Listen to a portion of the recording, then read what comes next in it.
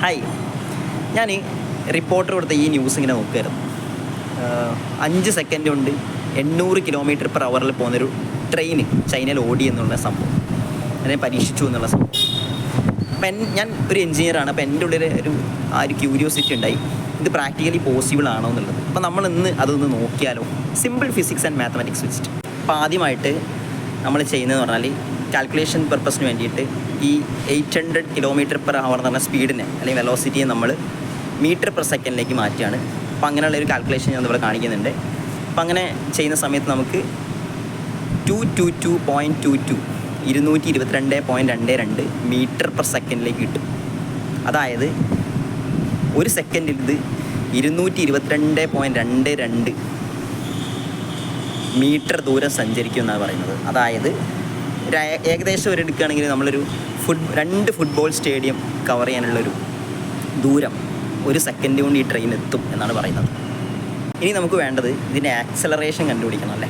അപ്പോൾ ആക്സലറേഷൻ്റെ ഫോർമുല നമുക്കറിയാം, final velocity minus initial velocity by time. അപ്പോൾ അത് വെച്ച് നോക്കുമ്പോൾ 222.22 മൈനസ് 0 ബൈ ടൈം എന്ന് പറഞ്ഞാൽ 5 സെക്കൻഡ് 5 സെക്കൻഡ്.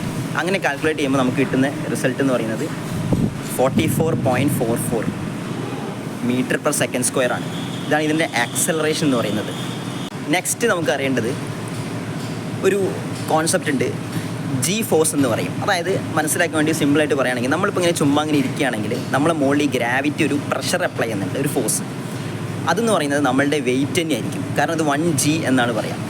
അതായത് നമുക്ക് അനുഭവപ്പെടുന്ന ആ ഒരു പ്രഷർ എന്ന് പറയുന്നത്. ഇതേപോലെ നമ്മൾ ഇപ്പോൾ വണ്ടിയിൽ യാത്ര ചെയ്യുന്ന സമയത്ത് അല്ലെങ്കിൽ പെട്ടെന്ന് ആക്സലറേഷൻ കൂടുന്ന സമയത്തൊക്കെ നമ്മളുടെ മുകളിൽ ഒരു പ്രഷർ ഇങ്ങനെ അപ്ലൈ ചെയ്യപ്പെടും, ഒരു ഫോഴ്സ്.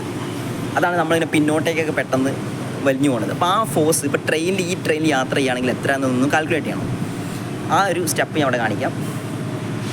എത്രയാണോ ആക്സലറേഷൻ അത് ഡിവൈഡഡ് ബൈ ഗ്രാവിറ്റിയാണ്. നമുക്കറിയാം ഗ്രാവിറ്റി എന്നത് 9.1 മീറ്റർ/സെക്കൻഡ് ആണെന്നറിയാം. അപ്പോൾ അത് നമ്മളവിടെ അപ്ലൈ ചെയ്യുന്നു. അപ്പോൾ നമുക്ക് 4.53 എന്ന് പറഞ്ഞ ജി ഫോഴ്സ് കിട്ടും. അപ്പോൾ ഒരു 60 കിലോ ഭാരമുള്ള ഒരാളാണെങ്കിൽ ഇൻറ്റു ഈ കണക്ക് ചെയ്യുന്ന സമയത്ത് നമ്മളുടെ മുകളിൽ വന്ന പ്രഷർ എന്ന് പറയുന്നത് 271 പോയിൻറ്റ് സംതിങ് ആണ്.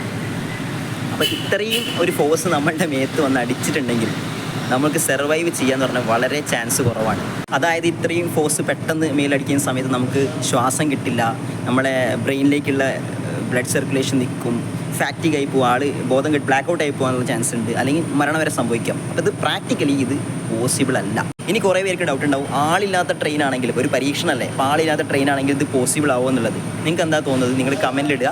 പോസിബിൾ ആവോ ഇല്ലേ എന്നുള്ളത് ഞാൻ അടുത്ത വീഡിയോ പറയാം.